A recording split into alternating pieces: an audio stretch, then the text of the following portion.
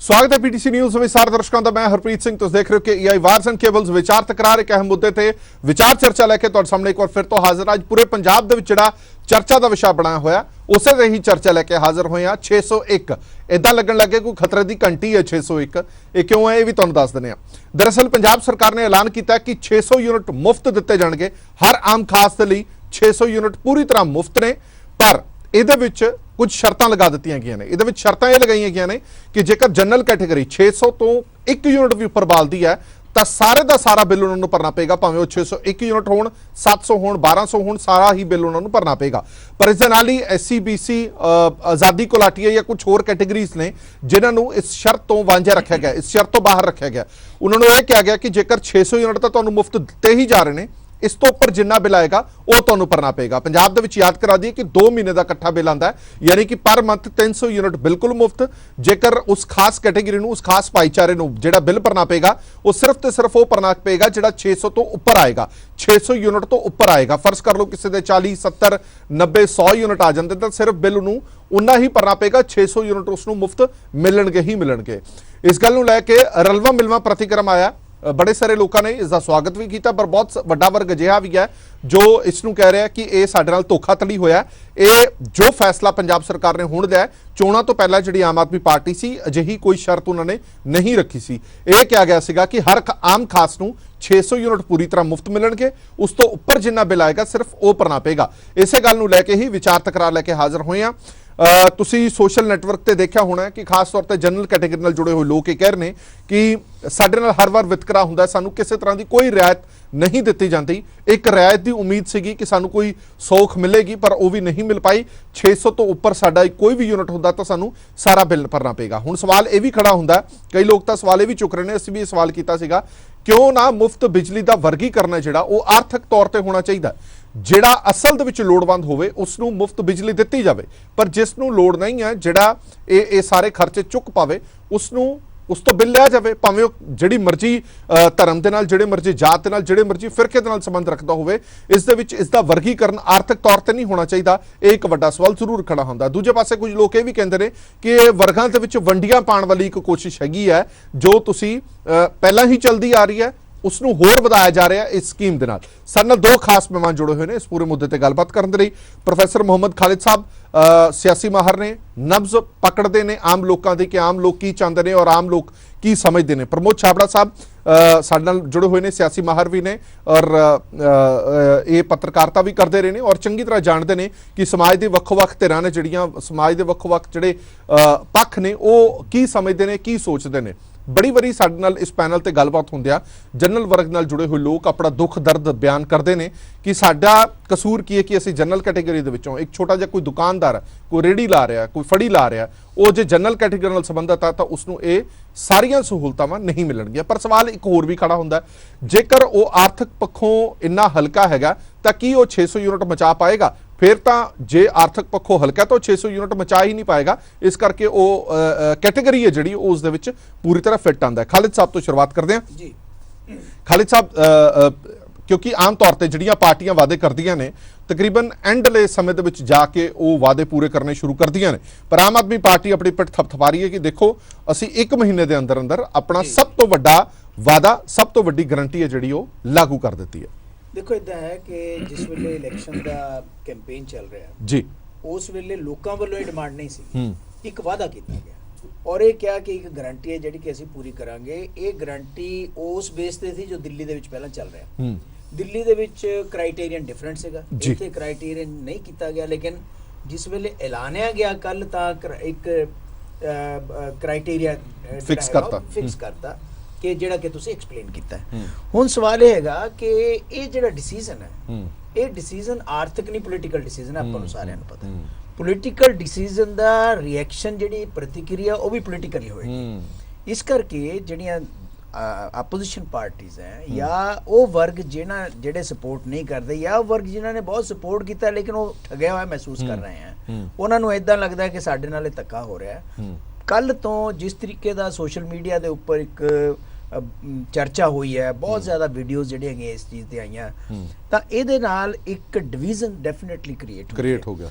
देखो अगर आप आर्थिक एक आर्थिक सुविधा देने की गल ਆਰਥਿਕ ਸੁਵਿਧਾ ਦੀ ਜਦ ਆਪਾਂ ਗੱਲ ਕਰਦੇ ਹਾਂ ਤਾਂ ਕੋਈ ਵੀ ਵਰਗ ਜਿਹੜਾ ਹੈਗਾ ਅਗਰ ਆਪਾਂ ਦਲਿਤ ਵਰਗ ਦੇਖੀਏ ਤਾਂ ਉਹ ਇੱਕ ਯੂਨਿਟ ਨਹੀਂ ਹੈ, ਉਹਦੇ ਵਿੱਚ ਬਹੁਤ ਅਮੀਰ ਵੀ ਹੈ, ਬਹੁਤ ਗਰੀਬ ਵੀ ਹੈ। ਇਸੇ ਤਰੀਕੇ ਦੇ ਨਾਲ ਜਿਹੜੀ ਜਨਰਲ ਕੈਟਾਗਰੀ ਹੈ ਉਹਦੇ ਵਿੱਚ ਅਮੀਰ ਵੀ ਹੈ, ਉਹਦੇ ਵਿੱਚ ਗਰੀਬ ਵੀ ਹੈ। ਐਸੇ ਲੋਕ ਵੀ ਹੈ ਜਿਹੜੇ 600 ਕੀ 1000 ਯੂਨਿਟ ਵੀ ਦੇ ਸਕਦੇ ਆ, ਐਸੇ ਵੀ ਹੈ ਜਿਹੜੇ 200 ਯੂਨਿਟ ਜਾਂ 100 ਯੂਨਿਟ ਵੀ ਨਹੀਂ ਦੇ ਸਕਦੇ। ਇਸ ਕਰਕੇ ਇਹ ਕ੍ਰਾਈਟੇਰੀਆ ਜਿਹੜਾ ਹੈਗਾ ਅਗਰ ਆਰਥਿਕ ਰੂਪ ਦੇ ਵਿੱਚ ਜਾਂ ਜਿਵੇਂ ਕਿ ਆਪਾਂ ਸਕਾਲਰਸ਼ਿਪ ਵਗੈਰਾ ਹੈਗੀਆਂ, ਸਕਾਲਰਸ਼ਿਪ ਦੇ ਵਿੱਚ ਆਪਾਂ ਨੇ ਇੱਕ ਕਲੌਜ਼ ਲਾਈ ਹੋਈ ਹੈ ਕਿ ਜਿਨ੍ਹਾਂ ਦੀ ਇੰਨੀ ਇਨਕਮ ਹੋਊਗੀ ਉਹ ਚਾਹੇ ਕਿਸੇ ਵੀ ਕੈਟਾਗਰੀ ਦੇ ਉਹਨਾਂ ਨੂੰ ਉਹ ਐਲੀਜੀਬਲ ਨਹੀਂ ਹੋਣਗੇ। ਇਸੇ ਤਰੀਕੇ ਦੇ ਨਾਲ ਇੱਥੇ ਵੀ ਆਰਥਿਕ ਰੂਪ ਦੇ ਵਿੱਚ ਅਗਰ ਕੋਈ ਵੈਲ ਆਫ ਹੈ, ਬੈਟਰ ਆਫ ਹੈ, ਚਾਹੇ ਉਹ ਕਿਸੇ ਵੀ ਕੈਟਾਗਰੀ ਦਾ ਹੈ, ਉਹਨਾਂ ਉੱਪਰ ਇੱਕ ਓਪਨਲੀ ਕਰਨਾ ਚਾਹੀਦਾ ਸੀਗਾ ਕਿ ਉਹਨਾਂ ਨੂੰ ਅਸੀਂ ਜਿਹੜੀ ਹੈਗੀ ਸੁਵਿਧਾ ਨਹੀਂ ਦਵਾਂਗੇ, ਬਾਕੀ ਜਿਹੜੇ ਨਹੀਂ ਅਫੋਰਡ ਕਰ ਸਕਦੇ ਉਹ ਕਿਸੇ ਵੀ ਕੈਟਾਗਰੀ ਦੇ ਹਨ ਉਹਨਾਂ ਨੂੰ ਅਸੀਂ ਸੁਵਿਧਾ ਦਵਾਂਗੇ। ਲੇਕਿਨ ਐਸਾ ਨਹੀਂ ਹੋਇਆ। ਹੁਣ ਗੱਲ ਇਹ ਹੈਗੀ ਹੈ ਕਿ ਜਿਸ ਵੇਲੇ ਇੰਨਾ ਵੱਡਾ ਰੌਲਾ ਪੈ ਗਿਆ ਤਾਂ ਸਰਕਾਰ ਨੂੰ ਕੀ ਕਰਨਾ ਚਾਹੀਦਾ ਹੈ? ਮੈਨੂੰ ਲੱਗਦਾ ਹੈ ਕਿ ਸਰਕਾਰ ਨੂੰ ਇਸ ਫੈਸਲੇ ਨੂੰ ਰੀਵਿਜ਼ਿਟ ਜਾਂ ਪੁਨਰ ਵਿਚਾਰ ਕਰਨ ਦੀ ਲੋੜ ਹੈਗੀ ਹੈ।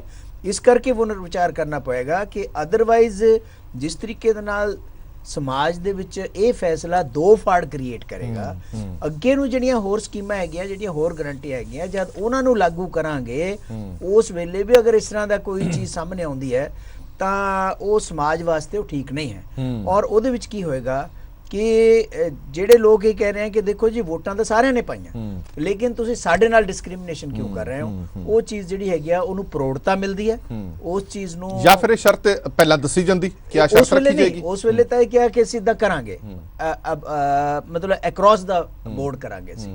ਲੇਕਿਨ ਹੁਣ ਜਿਹੜਾ ਹੈਗਾ ਤੁਸੀਂ ਜਿਸ ਵੇਲੇ ਲਾਗੂ ਕਰਨ ਲੱਗੇ ਉਸ ਵੇਲੇ ਇਹ ਗਈ ਤਾਂ ਨੈਚੁਰਲੀ ਉਹਦੀ ਰਿਜ਼ੈਂਟਮੈਂਟ ਹੋਏਗੀ, ਉਹ ਆਪਾਂ ਨੂੰ ਸ਼ੋ ਹੋ ਰਹੀ ਹੈ। ਠੀਕ ਹੈ, ਕਿਉਂਕਿ ਬੜੇ ਸਾਰੇ ਲੋਕ ਇਹ ਕਹਿੰਦੇ ਨੇ, ਮੈਂ ਜਿਸ ਤਰ੍ਹਾਂ ਪਹਿਲਾਂ ਕਿਹਾ ਕਿ ਆਰਥਿਕ ਤੌਰ ਤੇ ਵੰਡ ਹੋਵੇ ਤਾਂ ਜ਼ਿਆਦਾ ਬਿਹਤਰ ਹੈ।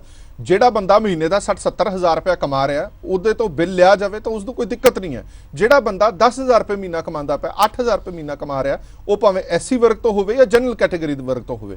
ਐਸਸੀ ਵਰਗ ਤੋਂ ਹੈ, ਚਲੋ ਉਹਨੂੰ ਬਿੱਲ ਨਹੀਂ ਭਰਨਾ ਪੈ ਰਿਹਾ, ਬਹੁਤ ਬਿਹਤਰ ਹੈ। ਪਰ ਉਹੀ ਵਰਗ ਜਿਹੜਾ ਜਨਰਲ ਵਰਗ ਤੋਂ ਹੈ, ਜਿਹੜਾ 8,000 ਰੁਪਏ ਮਹੀਨਾ ਕਮਾ ਰਿਹਾ, ਪਰ ਉਹਨੂੰ ਉਸ ਤੇ ਪੂਰਾ ਬਿੱਲ ਲੱਗੇਗਾ। ਇਸ ਕਰਕੇ ਜਨਰਲ ਕੈਟਾਗਰੀ ਹੈ ਜਿਹੜੀ ਉਹ ਆਪਣੇ ਆਪ ਨੂੰ ਠੱਗਿਆ ਮਹਿਸੂਸ ਕਰ ਰਹੀ ਹੈ ਕਿ ਜੇ ਤੁਸੀਂ ਵੰਡ ਕਰਨੀ ਹੀ ਹੈ, ਇਦਾਂ ਦੀਆਂ ਸਹੂਲਤਾਂ ਦੇਣ ਦੀ ਵੰਡ ਕਰਨੀ ਹੀ ਹੈ, ਉਹ ਆਰਥਿਕ ਤੌਰ ਤੇ ਹੋਣੀ ਚਾਹੀਦੀ ਹੈ। ਮੈਨੂੰ ਲੱਗਦਾ ਇਸ ਤੇ ਐਸੀ ਭਾਈਚਾਰੇ ਨੂੰ ਵੀ ਕੋਈ ਇਤਰਾਜ਼ ਨਹੀਂ ਹੋਏਗਾ। ਵੈਲ ਆਫ ਵਾਲਾ ਐਸੀ ਭਾਈਚਾਰਾ ਜਿਹੜਾ, ਉਸ ਤੇ ਜੇਕਰ ਬਿੱਲ ਲਾਏ ਜਾਂਦੇ ਨੇ ਤਾਂ ਇਸ ਤੇ ਕੋਈ ਦਿੱਕਤ ਆਣੀ ਵੀ ਨਹੀਂ ਚਾਹੀਦੀ ਉਹਨਾਂ ਨੂੰ, ਕਿਉਂਕਿ ਇਹ ਸਹੂਲਤ ਖਾਸ ਤੌਰ ਤੇ ਜੇ ਅਸੀਂ ਕੋਖ ਕਰਦੇ ਹਾਂ ਤਾਂ ਉਹਨਾਂ ਲੋਕਾਂ ਲਈ ਹੈ ਜੋ ਆਰਥਿਕ ਪੱਖੋਂ ਹੌਲੇ ਨੇ, ਕਮਜ਼ੋਰ ਨੇ, ਜਿਨ੍ਹਾਂ ਦੀ ਬਾਹ ਫੜਨ ਦੀ ਜ਼ਰੂਰਤ ਹੈਗੀ ਹੈ। ਛਾਬੜਾ ਸਾਹਿਬ, ਇਹ ਨੇ ਅਸੀਂ ਆંકੜੇ ਕੱਢੇ ਨੇ, ਤਕਰੀਬਨ 74 ਲੱਖ ਪਰਿਵਾਰਾਂ ਨੂੰ ਪਹਿਲਾਂ ਹੀ 200 ਯੂਨਿਟ ਨੇ ਜਿਹੜੇ ਉਹ ਮੁਫਤ ਮਿਲਦੇ ਨੇ, ਪਿਛਲੀਆਂ ਸਰਕਾਰ ਵੱਲੋਂ ਦਿੱਤੇ ਜਾ ਰਹੇ ਨੇ। 200 + 200 400 ਯੂਨਿਟ ਹਰ ਬਿੱਲ ਤੇ ਮਿਲਦੇ ਨੇ। ਹੁਣ ਸਿਰਫ ਐਡ ਆਨ ਹੋਏ ਆ 200 ਯੂਨਿਟ ਉਹਨਾਂ ਪਰਿਵਾਰਾਂ ਦੇ ਲਈ। ਪਰ ਹੁਣ ਸਵਾਲ ਇਹ ਖੜਾ ਹੋ ਗਿਆ ਕਿ ਉਹਨਾਂ ਨੂੰ 600 ਯੂਨਿਟ ਪੂਰੀ ਤਰ੍ਹਾਂ ਫ੍ਰੀ ਮਿਲ ਰਹੇ ਨੇ, ਜਨਰਲ ਕੈਟਾਗਰੀ ਦੇ ਉੱਤੇ ਸ਼ਰਤਾਂ ਲਾ ਦਿੱਤੀਆਂ ਗਈਆਂ ਨੇ। ਹੁਣ ਪਾਰਟੀ ਜਾਂ ਸਰਕਾਰ ਇਹ ਕਹਿੰਦੀ ਹੈ ਕਿ 600 ਯੂਨਿਟ ਇਨਫ ਹੁੰਦੇ ਨੇ। ਜੇਕਰ 600 ਯੂਨਿਟ ਤੋਂ ਉੱਪਰ ਕੋਈ ਬਾਲਦਾ, ਬਿਜਲੀ ਮੰਤਰੀ ਦਾ ਬਿਆਨ ਹੈ, ਮੈਂ ਸੁਣਾਵਾਂਗਾ ਵੀ, ਤਾਂ ਉਹ ਕਹਿੰਦੇ ਨੇ ਕਿ ਉਹਨੂੰ ਕੋਈ ਜ਼ਰੂਰਤ ਨਹੀਂ ਹੈ ਕਿ ਫ੍ਰੀ ਬੀਜ ਦੇਣ ਦੀ। ਇਹ ਲੌਜਿਕ ਠੀਕ ਨਜ਼ਰ ਆਉਂਦਾ ਤੁਹਾਨੂੰ? ਮੈਂ ਨਾ ਆਪਣੀ ਗੱਲ ਇੱਕ ਐਗਜ਼ਾਮਪਲ ਤੋਂ ਸ਼ੁਰੂ ਕਰਾਂਗਾ। ਅੱਜ ਸੋਸ਼ਲ ਮੀਡੀਆ ਦੇ ਵਿੱਚ ਇੱਕ ਮੈਸੇਜ ਬੜਾ ਜ਼ਬਰਦਸਤ ਤਰੀਕੇ ਨਾਲ ਤੈਰ ਰਿਹਾ ਹੈ, ਔਰ ਉਹ ਹੈ ਕਿ ਆਪਣੇ ਮੋਹਾਲੀ ਦੇ ਵਿਧਾਇਕ ਕੁਲਵੰਤ ਸਿੰਘ ਜੀ, ਉਹਨਾਂ ਦੀ ਜਿਹੜੀ ਉਹਨਾਂ ਨੇ ਇਲੈਕਸ਼ਨ ਤੋਂ ਪਹਿਲਾਂ ਆਦਾ ਐਫੀਡੇਵਿਟ ਦਿੱਤਾ ਔਰ 300 ਕਰੋੜ ਦੇ ਆਸ-ਪਾਸ ਉਹਨਾਂ ਨੇ ਆਦੀ ਇਨਕਮ ਦਿਖਾਈ ਹੈ ਜੀ। ਉਹ ਬੈਕਵਰਡ ਕਲਾਸ ਤੋਂ ਆਉਂਦੇ ਹੈ ਔਰ ਉਹਨਾਂ ਦੀ ਆ ਹੈ ਔਰ ਕੋਲੋਨਾਈਜ਼ਰ ਆ ਬਹੁਤ ਵੱਡੇ, ਤੇ ਉਹਨਾਂ ਨੇ ਸ਼ੋਅ ਕੀਤੀ ਹੈ ਜੀ। ਹਾਲਾਂਕਿ ਕੋਲੋਨਾਈਜ਼ਰ ਦੀ ਕਿੱਥੋਂ ਤੱਕ ਹੁੰਦੀ ਹੈ ਕਹਾਣੀ ਤੁਹਾਨੂੰ ਪਤਾ ਸਾਰਾ। ਔਰ ਉਹਨਾਂ ਦੀ ਨਾਲ ਵਾਲੀ ਸੀਟ ਤੇ ਹੀ ਬੈਠਦੇ ਆ ਨਰਿੰਦਰ ਕੌਰ ਭਰਾਚ, ਸੰਗਰੂਰ ਤੋਂ। ਹਾਂ, ਸੰਗਰੂਰ ਤੋਂ, ਮੁੱਖ ਮੰਤਰੀ ਸਾਹਿਬ ਦੇ ਡਿਸਟ੍ਰਿਕਟ ਤੋਂ। ਔਰ ਉਹਨਾਂ ਨੇ ਆਪਣਾ ਜਿਹੜਾ ਐਫੀਡੇਵਿਟ ਦਿੱਤਾ 24,000 ਰੁਪਏ ਉਹਨਾਂ ਨੇ ਆਦਾ ਦਿੱਤਾ ਵੀ ਮੇਰੇ ਕੋਲ ਆ ਹੈ। ਹੁਣ ਤੁਸੀਂ ਦੇਖੋ ਵੀ ਉਹ ਇੱਕ ਛੋਟੀ ਜਿਹੀ ਐਗਜ਼ਾਮਪਲ ਆਦੇ ਉੱਥੋਂ ਉਹ ਸਦਨ ਵਿੱਚ ਜਿਸ ਦੇ ਵਿੱਚ ਬਰਾਬਰੀ ਹੈ ਵੀ ਇੱਕ ਪਾਸੇ ਜਨਰਲ ਕੈਟਾਗਰੀ ਦੇ ਬੈਠੇ, ਇੱਕ ਪਾਸੇ ਥੋੜੀ ਪਿਛੜੀ ਜਾਤੀ ਦੇ ਵਿਧਾਇਕ, ਦੋਨੋਂ ਬਰਾਬਰ ਦੀਆਂ ਸੀਟਾਂ ਤੇ ਬੈਠਦੇ ਆ। ਸਮਾਨਤਾ ਦਾ ਅਧਿਕਾਰ ਜੋ ਬਾਬਾ ਸਾਹਿਬ ਭੀਮ ਰਾਓ ਅੰਬੇਡਕਰ ਨੇ ਸਾਨੂੰ ਦਵਾਇਆ ਉਹ ਉੱਥੇ ਨਜ਼ਰ ਆਉਂਦਾ ਹੈ। ਲੇਕਿਨ ਉਹਦੇ ਵਿੱਚ ਸਰਕਾਰ ਜਿਹਨੂੰ ਭੀਮ ਰਾਓ ਅੰਬੇਡਕਰ ਦਾ ਹਮੇਸ਼ਾ ਸਲੋਗਨ ਲੈ ਕੇ ਗੱਲਬਾਤ ਕਰਦੇ ਹੋਏ, ਉਹਨਾਂ ਦੀ ਚਰਚਾ ਕਰਦੇ ਹੋਏ ਮਾਨ ਸਾਹਿਬ ਗੱਲ ਕਰਦੇ ਆ ਵੀ ਅਸੀਂ ਸਮਾਨਤਾ ਦਾ ਅਧਿਕਾਰ, ਉਹ ਸਾਰੀਆਂ ਚੀਜ਼ਾਂ ਲੈ ਕੇ ਆਉਣੀਆਂ ਹੈ। ਔਰ ਉਹ ਸਾਰਾ ਤੁਸੀਂ ਦੇਖੋ, ਔਰ ਉਸ ਤੋਂ ਬਾਅਦ ਜਿਸ ਵੇਲੇ ਇਹ ਚੀਜ਼ ਆ ਜਾਂਦੀ ਵੀ ਹੁਣ ਉਹ ਐਮਐਲਏ 300 ਕਰੋੜ ਰੁਪਏ ਵਾਲਾ ਤਾਂ ਭਰੂਗਾ 600 ਯੂਨਿਟ ਮੁਫਤ ਲੈ ਕੇ, ਜਿਹੜਾ 24,000 ਵਾਲਾ ਉਹਨੂੰ 600 ਤੋਂ ਉੱਪਰ ਆਏ ਤਾਂ ਸਾਰਾ ਆ ਗਿਆ, ਤੁਹਾਨੂੰ ਸਾਰੇ ਭਰਨੇ ਪੈਣੇ ਨੇ। ਤੁਸੀਂ ਇਹ ਦੇਖ ਲਓ ਵੀ ਇਹ ਹੁਣ ਕਿੱਥੋਂ। ਸਿਰਫ ਇਹੀ ਨਹੀਂ ਹੈ ਸਰ, ਤੁਸੀਂ ਗੱਲ ਕੀਤੀ ਨਾ ਨਾ ਵੀ ਕੋਈ ਰੇੜੀ ਲਗਾਉਂਦਾ ਹੈ, ਕੋਈ ਛੋਟਾ ਦੁਕਾਨਦਾਰ ਹੈ ਜਾਂ ਕੁਝ ਵੀ ਹੈ। ਇਸ ਤੋਂ ਇਲਾਵਾ ਲੱਖਾਂ ਕਰਮਚਾਰੀ ਐਸੇ ਠੇਕਿਆਂ ਤੇ ਬੈਠੇ ਆ ਜਿਨ੍ਹਾਂ ਦੀ ਤਨਖਾਹ 10,000 ਤੋਂ ਘੱਟ ਹੈ ਔਰ ਜਨਰਲ ਕੈਟਾਗਰੀ ਦੇ ਹੈ। ਕੰਪਿਊਟਰ ਟੀਚਰ ਹੈ, ਹੋਰ ਹੈ, ਨਰਸਿੰਗ ਸਟਾਫ ਹੈ, ਹੋਰ ਬਹੁਤ ਸਾਰੇ ਇਸ ਤਰ੍ਹਾਂ ਦੇ ਲੋਕ ਹੈ ਜਿਨ੍ਹਾਂ ਦੇ ਘਰਾਂ ਦੇ ਵਿੱਚ ਦੋ ਬਿਮਾਰ ਪਏ ਆ, ਮਾਤਾ ਪਿਤਾ ਬਜ਼ੁਰਗ ਉਹਨਾਂ ਦੇ ਬਿਮਾਰ ਪਏ ਆ, ਕੋਈ ਵੱਡਾ ਹੋਰ ਚਾਚਾ ਤਾਇਆ ਹੋਰ ਵੀ ਬਿਮਾਰ ਪਿਆ ਹੈ ਔਰ ਉਹਨਾਂ ਸਾਰਿਆਂ ਦੇ ਉੱਪਰ 24 ਘੰਟੇ ਬਿਜਲੀ ਉਹਨਾਂ ਨੂੰ ਦੇਣੀ ਪੈਂਦੀ ਹੈ, ਪੱਖਾ ਚਲਾ ਕੇ ਰੱਖਣਾ ਪੈਂਦਾ ਔਰ ਗਰਮੀ ਅੱਜ ਕੱਲ ਸਰਦੀ ਦੇ ਮੁਕਾਬਲੇ ਗਰਮੀ ਦੇ ਮਹੀਨੇ ਜਿਹੜੇ ਹੈ ਉਹ ਵੱਧ ਗਏ ਹੈ ਔਰ ਉਹਨਾਂ ਨੂੰ ਏਸੀ ਵੀ ਚਲਾਉਣਾ ਪੈਂਦਾ। ਸੋ ਇਹ ਜਿਹੜਾ ਫੈਸਲਾ ਜਿਹੜਾ ਹੈ ਨਾ ਇਹਦੇ ਵਿੱਚ ਵਾਕਈ ਮੈਂ ਸਹਿਮਤ ਹਾਂ ਪ੍ਰੋਫੈਸਰ ਸਾਹਿਬ ਨਾਲ ਕਿ ਇਹਦੇ ਉੱਪਰ ਇਹਨਾਂ ਨੂੰ ਰੀਵਿਚਾਰ ਕਰਨਾ ਚਾਹੀਦਾ, ਪੁਨਰ ਵਿਚਾਰ ਕਰਨਾ ਚਾਹੀਦਾ। ਇਹ ਜਿਹੜਾ ਫੈਸਲਾ ਹੈ ਇਹ ਸਰਕਾਰ ਦਾ ਅਗਰ ਲਿਆਣਾ ਹੀ ਹੈ ਸਾਰਿਆਂ ਸੇ ਹੋਣਾ ਚਾਹੀਦਾ, ਅਗਰ ਲਿਆਣਾ ਹੈ ਤਾਂ ਥੋੜਾ ਜਿਹਾ ਕੋਈ ਐਸਾ ਅਵਲੋਕਨ ਕਰਨ ਜਿੰਦੇ ਵਿੱਚ ਕਿਸੇ ਵੀ ਕੈਟਾਗਰੀ ਦਾ ਪਿਛੜਿਆ ਹੋਇਆ ਜਾਤੀ ਪਾਤੀ ਛੱਡਦੇ ਹੋਏ SCBC ਦਾ ਤਾਂ ਨਾਂ ਹੀ ਖਤਮ ਕਰਦੇ ਹੋਏ, ਇਹਦੇ ਵਿੱਚੋਂ ਮੁੱਦਾ ਹੀ ਖਤਮ ਕਰਦੇ ਹੋਏ ਜਿਹੜਾ ਵੀ ਗਰੀਬ ਆਰਥਿਕ ਤੌਰ ਤੇ ਹੈ ਜਿੰਦੀ ਇਨਕਮ ਦਾ ਇੱਕ ਲਿਮਿਟ ਰੱਖਦੇ ਨਾ ਹੈ ਔਰ ਉਹਨੂੰ ਜਿਹੜਾ ਹੈ ਇਹ ਦਿੱਤਾ ਜਾਏਗਾ। ਇਸ ਤਰ੍ਹਾਂ ਦਾ ਸਰਕਾਰ ਅਗਰ ਫੈਸਲਾ ਕਰਦੀ ਹੈ ਫਿਰ ਤਾਂ ਠੀਕ ਹੈ, ਅਦਰਵਾਈਜ਼ ਬਹੁਤ ਜ਼ਿਆਦਾ ਵਿਰੋਧ ਹੈ ਜਿਹੜਾ ਉਹ ਸਰਕਾਰ ਦੇ ਖਿਲਾਫ ਆਵਾਜ਼ਾਂ ਮੁਖਰ ਹੋ ਰਹੀਆਂ ਨੇ। ਫੋਨ ਤੇ ਵੀ ਲੋਕ ਕਰ ਰਹੇ ਵੀ ਤੁਸੀਂ ਮੁੱਦਾ ਕਿਉਂ ਨਹੀਂ ਚੱਕ ਰਹੇ, ਮੁੱਦਾ ਸੀ ਕਿ ਵੀ ਨਹੀਂ ਆਇਆ ਹਜੇ ਮੁੱਦਾ। ਅੱਜ ਕੱਲ ਦੇ ਵਿੱਚ ਜਿਹੜੇ ਇਸ਼ੂ ਬਣਨੇ ਸ਼ੁਰੂ ਹੋਏ ਆ ਲੋਕਾਂ ਨੇ ਬਹੁਤ ਜ਼ਿਆਦਾ ਛਾਬੜਾ ਸਾਹਿਬ ਸਵਾਲ ਇਹ ਵੀ ਖੜਾ ਹੁੰਦਾ ਜਿਹੜਾ ਸਰਕਾਰ ਦਾ ਲੌਜਿਕ ਹੈ, ਜਿਵੇਂ ਮੈਂ ਬਿਜਲੀ ਮੰਤਰੀ ਹੋਰਾਂ ਦਾ ਬਿਆਨ ਕਿਹਾ, ਉਹ ਕਹਿੰਦੇ ਨੇ ਕਿ ਅਸੀਂ ਰੇਸ਼ੋ ਕੱਢੀ ਹੈ 600 ਯੂਨਿਟ ਜਿਹੜੇ ਨੇ ਉਹ ਹਰ ਪਰਿਵਾਰ ਦੇ ਲਈ ਇਨਫ ਨੇ, ਬਹੁਤ ਨੇ। 600 ਤੋਂ ਉੱਪਰ ਜੇਕਰ ਕੋਈ ਬਾਲਦਾ ਬਿਜਲੀ ਤਾਂ ਇਹਦਾ ਮਤਲਬ ਕਿ ਉਹ ਵੈਲ ਆਫ, ਉਹਦੇ ਘਰ 2-3 AC ਵੀ ਲੱਗੇ ਹੋਏ ਨੇ, ਉਹ ਚੰਗੀ ਤਰ੍ਹਾਂ ਯੂਜ਼ ਕਰ ਰਿਹਾ ਹਰ ਤਰ੍ਹਾਂ ਦੀ ਸੁੱਖ ਸਹੂਲਤ ਦਾ। ਇਸ ਕਰਕੇ ਅਸੀਂ ਇਹ ਕ੍ਰਾਈਟੇਰੀਆ ਮਿੱਥਿਆ ਕਿ ਉਹਨੂੰ 600 ਯੂਨਿਟ ਅਸੀਂ ਮੁਫਤ ਨਹੀਂ ਦੇਣੇ। ਸਰ ਬਿਜਲੀ ਮੰਤਰੀ ਜੀ ਨੂੰ ਇੱਕ ਸਵਾਲ ਕਰਿਆ ਜੇ ਤੁਸੀਂ ਮਿਲੋ ਉਹਨਾਂ ਨੂੰ ਤਾਂ ਉਹਨਾਂ ਨੂੰ ਇਹ ਕਿਹਾ ਜੇ ਵੀ ਇੱਕ ਘਰ ਦੇ ਵਿੱਚ ਘੱਟ ਤੋਂ ਘੱਟ 3 ਪੱਖੇ ਹੁੰਦੇ ਆ, 6-7 ਬਲਬ ਹੁੰਦੇ ਆ ਜੀ, ਲਾਈਟਾਂ ਲੈਂਪ ਲਾ ਲਓ, ਅੱਜ ਕੱਲ LED ਬਲਬ ਚੱਲਦੇ ਹੋ, ਠੀਕ ਹੈ ਜੀ। ਤੁਸੀਂ ਇਹ ਲਗਾਓ ਵੀ 2 ਮਹੀਨਿਆਂ ਦੇ ਵਿੱਚ ਅਗਰ ਲਗਾਤਾਰ ਬਿਜਲੀ ਲੈਂਪਸ ਨੂੰ ਛੱਡ ਕੇ LED ਲੈਂਪ ਨੂੰ ਛੱਡ ਕੇ ਪੱਖਾ ਤਾਂ 24 ਘੰਟੇ ਚੱਲਦਾ ਨਾ ਜੀ, ਠੀਕ ਹੈ, ਗੀਜ਼ਰ ਨਹੀਂ ਚੱਲਣੇ, AC ਛੱਡ ਦਿਓ ਤੁਸੀਂ 600 ਯੂਨਿਟ ਦੇ ਵਿੱਚ ਗੁਜ਼ਾਰਾ ਕਰਕੇ ਦਿਖਾ ਦਿਓ। ਇੱਕ ਐਗਜ਼ਾਮਪਲ, ਇੱਕ ਪ੍ਰੈਕਟਿਸ ਕਰਕੇ ਦੇਖ ਲਓ, ਉਸ ਤੋਂ ਬਾਅਦ ਲਾਗੂ ਕਰਦੇ ਆ ਜੀ। ਜੁਲਾਈ ਚ ਕਰਨਾ ਨਾ, ਹਜੇ 2 ਮਹੀਨੇ ਇਹਨਾਂ ਕੋਲੇ ਪਏ ਆ। ਤੁਸੀਂ 600 ਯੂਨਿਟ ਦੇ ਵਿੱਚ ਇੰਨਾ ਮਟੀਰੀਅਲ ਚਲਾ ਕੇ ਔਰ ਦਿਖਾ ਦਿਓ, ਫ੍ਰਿਜ ਵੀ ਹਰ ਘਰ ਚ ਹੁੰਦੀ ਹੈ, ਠੀਕ ਹੈ, ਨਹੀਂ ਤਾਂ ਸਾਰਾ ਉਹ ਸਮਾਨ ਜਿਹੜਾ ਘਰ ਦੇ ਮਾੜਾ ਮੋਟਾ ਖਰਾਬ ਹੋ ਜਾਂਦਾ। ਇੰਨਾ ਹੀ ਸਮਾਨ ਜਿਹੜਾ ਨਾ ਤੁਸੀਂ 600 ਯੂਨਿਟ ਦੇ ਵਿੱਚ ਚਲਾ ਕੇ ਦਿਖਾ ਦਿਓ, ਜਿਹੜਾ ਉਹਨਾਂ ਦਾ ਸਰਵੇ ਹੈ ਨਾ, ਉਹਨਾਂ ਦੇ ਘਰ ਦੇ ਵਿੱਚ ਹੀ ਇੱਕ ਕਮਰੇ ਦੇ ਵਿੱਚ ਇੰਨਾ ਮਟੀਰੀਅਲ ਰੱਖ ਕੇ ਮਤਲਬ ਉਹ ਚਲਾ ਕੇ 2 ਮਹੀਨੇ ਦੇਖ ਲਓ, ਉਸ ਤੋਂ ਬਾਅਦ ਤੁਸੀਂ ਲਾਗੂ ਕਰ ਲਿਆ। ਬਿਲਕੁਲ ਠੀਕ ਹੈ, ਹੋ ਹੀ ਨਹੀਂ ਸਕਦਾ ਜੀ, ਪੋਸੀਬਲ ਨਹੀਂ। ਖਾਲਿਦ ਸਾਹਿਬ ਦੂਜਾ ਸਵਾਲ ਇਹ ਵੀ ਹੈ ਨਾ ਕਿ ਪਾਵਰਕਾਮ ਦੇ ਕੀ ਹਾਲਾਤ ਨੇ ਉਹ ਕਿਸੇ ਤੋਂ ਲੁਕੇ ਨਹੀਂ। ਕਰੋੜਾਂ ਰੁਪਿਆਂ ਦੀ ਹਲੇ ਵੀ ਦੇਣਦਾਰੀ ਸਰਕਾਰ ਦੀ ਪਈ ਹੈ ਜਿਹੜੀ ਪਾਵਰਕਾਮ ਨੂੰ ਦੇਣੀ ਹੈ ਔਰ ਇਹ ਆંકੜੇ ਅਸੀਂ ਕੱਢੇ ਨੇ। ਪਾਵਰਕਾਮ ਨੇ ਕਰਜ਼ਾ ਮੰਗਿਆ ਕਿ ਸਾਡੇ ਇਹ ਹਾਲਾਤ ਨੇ, 500 ਕਰੋੜ ਤੋਂ ਵੱਧ ਉਹਨਾਂ ਨੇ ਕਰਜ਼ਾ ਮੰਗਿਆ ਕਿ ਸਾਨੂੰ ਤਾਂ ਪਾਵਰਕਾਮ ਚਲਾਉਣ ਦੇ ਲਈ ਕਰਜ਼ਾ ਲੈਣਾ ਪੈ ਰਿਹਾ। ਦੂਜੇ ਪਾਸੇ ਉਹਨਾਂ ਨੇ ਉਹਦਾ ਵੀ ਤਾਂ ਧਿਆਨ ਰੱਖਣਾ ਹੈ, ਜੇ ਹਰ ਇੱਕ ਨੂੰ ਹੀ ਆਮੋ ਆਮ ਦੇਤੀ, ਸਾਰਿਆਂ ਨੂੰ ਹੀ ਕਰ ਦਿੱਤੇ 600 ਯੂਨਿਟ, ਫਿਰ ਤਾਂ ਪਾਵਰਕਾਮ ਕਿੱਥੇ ਜਾਏਗੀ? ਦੇਖੋ ਇਦਾਂ ਹੈਗਾ ਕਿ ਹਰਪ੍ਰੀਤ ਜੀ, ਆਪਾਂ ਸਾਰਿਆਂ ਨੂੰ ਪਤਾ ਹੈ ਕਿ ਥਰਮਲ ਪਾਵਰ ਪਲਾਂਟ ਜਿਹੜੇ ਸਾਡੇ ਹੈਗੇ ਉਹ 3 ਦੀ ਜਗ੍ਹਾ 2 ਰਹਿ ਗਏ। ਉਹਨਾਂ ਪਰ ਲਿਮਟਿਡ ਬਿਜਲੀ ਬਣਦੀ ਹੈ, ਬਾਕੀ ਬਿਜਲੀ ਅਸੀਂ ਪ੍ਰਾਈਵੇਟ ਸੈਕਟਰ ਤੋਂ ਖਰੀਦਦੇ ਹਾਂ ਔਰ ਪ੍ਰਾਈਵੇਟ ਸੈਕਟਰ ਨਾਲ ਅਸੀਂ ਬੰਨੇ ਹੋਏ ਹਾਂ PPA ਦੇ ਥਰੂ। ਜਿਹੜੇ ਸਾਰੇ ਐਗਰੀਮੈਂਟ ਹੈ, ਉਹ ਐਗਰੀਮੈਂਟ ਤੋਂ ਅਸੀਂ ਭੱਜ ਨਹੀਂ ਸਕਦੇ। ਪਿਛਲੀ ਸਰਕਾਰ ਨੇ ਵੀ ਕੋਸ਼ਿਸ਼ ਕੀਤੀ, ਨਹੀਂ ਭੱਜ ਸਕੇ। ਹੁਣ ਗੱਲ ਇਹ ਹੈਗੀ ਹੈ ਕਿ ਜਿਹੜਾ ਪੈਸਾ ਅਸੀਂ ਉਹਨਾਂ ਨੂੰ ਦੇਣਾ ਹੈ ਪ੍ਰਾਈਵੇਟ ਸੈਕਟਰ ਨੂੰ, ਉੱਥੇ ਤਾਂ ਦੇਣਾ ਪਏਗਾ। ਉਹ ਪੈਸਾ ਜਿਹੜਾ ਹੈਗਾ ਹਵਾ ਚੋਂ ਨਹੀਂ ਆਏਗਾ, ਉਹ ਟੈਕਸ ਪੇਅਰ ਦਾ ਹੋਏਗਾ, ਜਾਂ ਸਰਕਾਰ ਲੋਨ ਲਏਗੀ ਜਾਂ ਸਰਕਾਰ ਜਨਰੇਟ ਕਰੇਗੀ ਆਪਣੀ ਰੈਵਨਿਊ ਦੇ ਸਾਧਨ। ਰੈਵਨਿਊ ਦੇ ਸਾਧਨ ਸਾਡੇ ਬਹੁਤ ਲਿਮਟਿਡ ਹੈ। ਆਪਾਂ ਨੂੰ ਪਤਾ ਹੈ ਕਿ ਰੈਵਨਿਊ ਦੇ ਜਿਹੜੇ ਹੈਗੇ ਟੋਟਲ ਸਾਧਨ ਜਿਹੜੇ ਹੈ ਉਹਦੇ ਵਿੱਚ ਜ਼ਿਆਦਾਤਰ ਤਾਂ GST ਦੇ ਵਿੱਚ ਸਬਸਿਊਮ ਹੋ ਗਏ, ਥੋੜੇ ਬਹੁਤੇ ਟੈਕਸਿਸ ਰਹਿ ਗਏ ਆ। ਉਹ ਟੈਕਸ ਜਿਹੜੇ ਹੈਗੇ ਆ ਉਹ ਇੰਨਾ ਨਹੀਂ ਹਨ ਕਿ ਸਾਡਾ ਜਿਹੜਾ ਕਰਜ਼ਾ ਹੈ ਔਰ ਕਰਜ਼ੇ ਪਰ ਜਿਹੜੀ ਡੈਟ ਦੀ ਸਰਵਿਸਿੰਗ ਹੈ, ਜਿਹੜੀ ਕਿ ਇੱਕ ਅਨੁਮਾਨ ਦੇ ਮੁਤਾਬਕ 28% ਤੋਂ ਲੈ ਕੇ 41% ਜਿਹੜੀ ਹੈਗੀ ਆ, ਅਲੱਗ-ਅਲੱਗ ਫਿਗਰਸ ਹੈਗੀਆਂ ਵੀ ਇੰਨੇ ਜਿਹੜੇ ਬੰਦੇ ਹੈਗੇ ਆ, ਅਗਰ ਉਹ ਇੰਨਾ ਜਿਹੜਾ ਪੈਸਾ ਅਗਰ ਸਿਰਫ ਉਹਦੇ ਚਲਾ ਜਾਂਦਾ ਹੈ ਤਾਂ ਫਿਰ ਤੁਸੀਂ ਕਿਸ ਤਰੀਕੇ ਦੇ ਨਾਲ ਚਲਾਓਗੇ? ਹੁਣ ਤੁਸੀਂ ਪਾਵਰਕਾਮ ਦੀ ਪਰ ਸਰਕਾਰ ਤਾਂ ਕਹਿ ਰਹੀ ਹੈ ਕਿ ਪਿਛਲੇ ਕਰਜ਼ੇ ਵੀ ਅਸੀਂ ਲਵਾਂਗੇ, ਪਿਛਲੀਆਂ ਸਰਕਾਰਾਂ ਕਰਜ਼ੇ ਚੜਾ ਗਈਆਂ ਨੇ ਸੂਬੇ ਦੇ ਸਿਰ, ਅਸੀਂ ਤਾਂ ਉਹ ਵੀ ਰਿਕਵਰੀ ਕਰਾਂਗੇ। ਦੇਖੋ ਮੈਨੂੰ ਤਾਂ ਇਹ ਪਤਾ ਲੱਗਿਆ ਵੀ ਜਿੱਦਣ ਦੀ ਸਰਕਾਰ ਪਾਵਰ ਦੇ ਵਿੱਚ ਆਈ ਹੈ ਉਸ ਵੇਲੇ ਤੇ ਬਾਅਦ ਵੀ ਕਾਫੀ ਕਰਜ਼ਾ ਲੈ ਚੁੱਕੇ ਹਨ। ਲੇਕਿਨ ਮੈਂ ਜਿਹੜੀ ਗੱਲ ਕਹਿ ਰਿਹਾ ਮੈਂ ਉਸ ਪੁਆਇੰਟ ਤੇ ਆ ਰਿਹਾ, PSPCL ਨੂੰ ਇਹਨਾਂ ਨੇ 9,000 ਕਰੋੜ ਰੁਪਇਆ ਜਾਂ 7,000 ਕਰੋੜ ਰੁਪਇਆ ਪਹਿਲਾਂ ਦੇਣਾ। 7,000 ਕਰੋੜ ਰੁਪਇਆ is a very very big amount Punjab ਦੇ ਵਾਸਤੇ।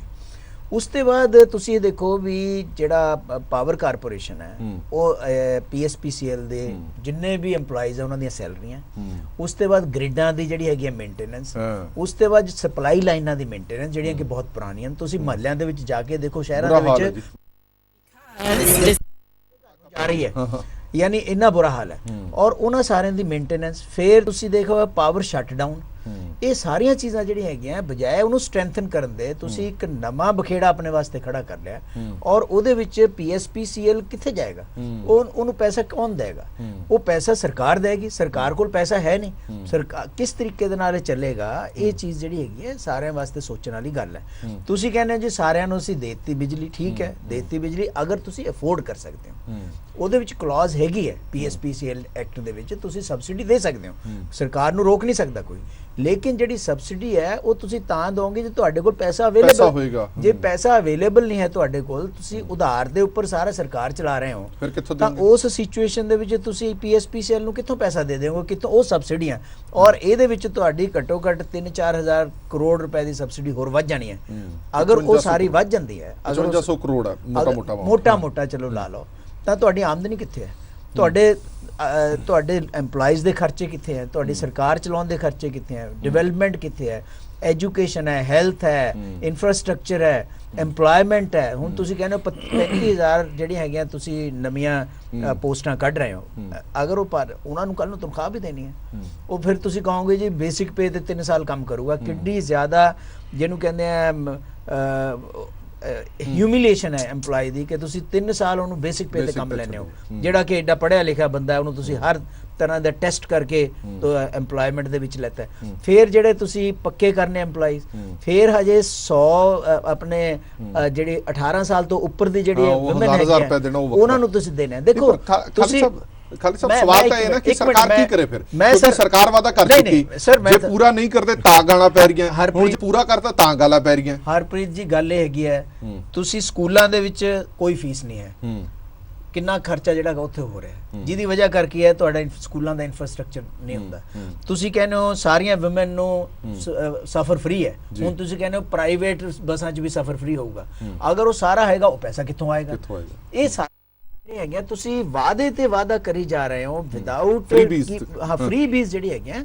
ਇਹਦੇ ਬਾਰੇ ਬਹੁਤ ਸਟੱਡੀਜ਼ ਆ ਚੁੱਕੀਆਂ ਔਰ ਸਾਡੀ ਇਕਨੋਮੀ ਬਸਟ ਕਰ ਜਾਏਗੀ ਅਗਰ ਤੁਸੀਂ ਰੈਵਨਿਊ ਜਿਹੜਾ ਹੈਗਾ ਉਹ ਜਨਰੇਟ ਨਹੀਂ ਕਰਦੇ। ਔਰ ਰੈਵਨਿਊ ਜਨਰੇਟ ਕਰਨ ਦੇ ਸਾਧਨ ਸਾਡੇ ਕੋਲ ਬਹੁਤ ਘੱਟ ਹੈ, ਬੜੇ ਲਿਮਿਟਡ ਹੈ, ਔਰ GST ਤੁਹਾਡੇ ਕੋਲ ਆਉਂਦੀ ਨਹੀਂ ਹੋਤੀ। ਪਰ ਪ੍ਰੋਫੈਸਰ ਸਾਹਿਬ ਮੈਨੂੰ ਯਾਦ ਆ ਉਹ ਇੰਟਰਵਿਊ ਆ ਜਿਸ ਅਰਵਿੰਦ ਕੇਜਰੀਵਾਲ ਸਾਹਿਬ ਕਹਿੰਦੇ ਸੀਗੇ ਕਿ ਅਸੀਂ ਤਾਂ ਸਾਰਾ ਹਿਸਾਬ ਕਿਤਾਬ ਲਾ ਕੇ ਬੈਠੇ ਹੋਏ ਆ, ਜਿਸ ਦਿਨ ਸਰਕਾਰ ਆਈ ਉਸ ਦਿਨ ਹੋ ਜਾਣਾ, ਸਾਡੇ ਕੋਲ ਤਾਂ ਪੂਰੇ ਦਾ ਪੂਰਾ ਖੱਪਾ ਪਿਆ, ਪੈਸਾ ਪਿਆ, ਸਾਨੂੰ ਕਿਧਰੋਂ ਆਣਾ।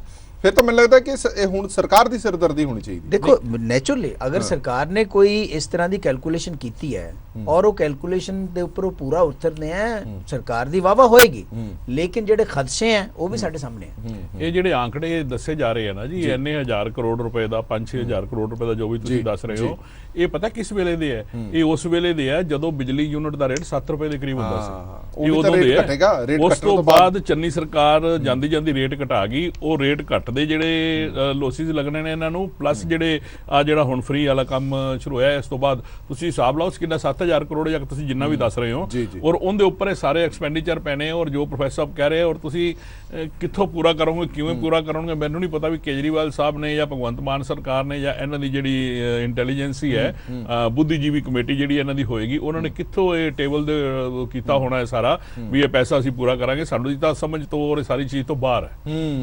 ਕਿਉਂਕਿ ਇੱਕ ਵੱਡਾ ਸਵਾਲ ਜ਼ਰੂਰ ਖੜਾ ਹੁੰਦਾ, ਖਾਸ ਤੌਰ ਤੇ ਜਨਰਲ ਕੈਟੇਗਰੀ ਇਹ ਸਵਾਲ ਜ਼ਰੂਰ ਪੁੱਛ ਰਹੀ ਹੈ ਕਿ ਜਦੋਂ ਵੋਟਾਂ ਲੈਣੀਆਂ ਸੀ, ਜਦੋਂ ਫਾਰਮ ਭਰਾਏ ਗਏ ਸੀ, ਉਦੋਂ ਕਿਤੇ ਵੀ ਇੱਕ ਪਾਸੇ ਵੀ ਇਸ ਗੱਲ ਦਾ ਜ਼ਿਕਰ ਆਇਆ ਹੀ ਨਹੀਂ ਕਿ 600 ਯੂਨਿਟ ਮੁਫਤ ਦੇਾਂਗੇ, ਪਰ 600 ਤੋਂ ਉੱਤੇ ਜੇਕਰ ਕੋਈ ਯੂਨਿਟ ਹੁੰਦੇ ਨੇ ਤਾਂ ਸਾਰੇ ਦਾ ਸਾਰਾ ਬਿੱਲ ਹੈ ਜਿਹੜਾ ਉਹ ਤੁਹਾਨੂੰ ਭਰਨਾ ਪਏਗਾ। ਹੁਣ ਸਵਾਲ ਸਰ ਇਹ ਅਨਾਉਂਸ ਕੀਤਾ ਗਿਆ ਸੀ ਇਹਨਾਂ ਨੇ ਸਟੇਜਾਂ ਦੇ ਉੱਪਰੋਂ, ਕੇਜਰੀਵਾਲ ਸਾਹਿਬ ਜਦੋਂ ਲੁਧਿਆਣਾ ਆਉਂਦੇ ਇਹਨਾਂ ਨੇ ਕਿਹਾ ਸੀ 600 ਦਾ ਮਤਲਬ 600 ਦੇ ਉੱਪਰ ਅਗਰ 10 ਯੂਨਿਟ ਆਉਂਦੇ 10 ਯੂਨਿਟ ਦਾ ਬਿੱਲ, ਜ਼ੀਰੋ ਬਿੱਲ ਆਏਗਾ 600 ਤੋਂ ਥੱਲੇ ਥੱਲੇ ਤੁਹਾਡਾ। ਇਹ ਗੱਲਾਂ ਕਈਆਂ ਗਈਆਂ, ਇਹ ਗੱਲਾਂ ਇਹ ਨਹੀਂ ਵੀ ਨਹੀਂ ਕਹੀਆਂ ਗਈਆਂ, ਲੇਕਿਨ ਹੁਣ ਜਦੋਂ ਸਰਕਾਰ ਬਣਨ ਤੋਂ ਬਾਅਦ ਫੈਸਲੇ ਕੀਤੇ ਜਾ ਰਹੇ ਆ, ਉਹਦੇ ਵਿੱਚ ਜਿਹੜਾ ਵੀ ਇਹ ਵੱਡਾ ਬਹੁਤ ਵੱਡਾ ਜਿਹੜਾ ਹੈ ਇੱਕ ਹਥੌੜਾ ਜਨਰਲ ਕੈਟੇਗਰੀ ਦੇ ਸਿਰ ਦੇ ਵਿੱਚ ਮਾਰਿਆ ਜਾ ਰਿਹਾ। ਜਿਹੜਾ ਇੱਕ ਚੀਜ਼ ਹੋਰ ਹੈਗੀ ਜੀ ਕਿ ਜਿਵੇਂ ਮੈंने ਪਹਿਲਾਂ ਵੀ ਕਿਹਾ ਹੈ ਕਿ ਪੋਲੀਟੀਕਲ ਫੈਸਲਾ ਹੈ ਔਰ ਇਹਦੇ ਪੋਲੀਟੀਕਲੀ ਰਿਐਕਸ਼ਨ ਤੇ ਐਕਸ਼ਨ ਹੋਏਗਾ।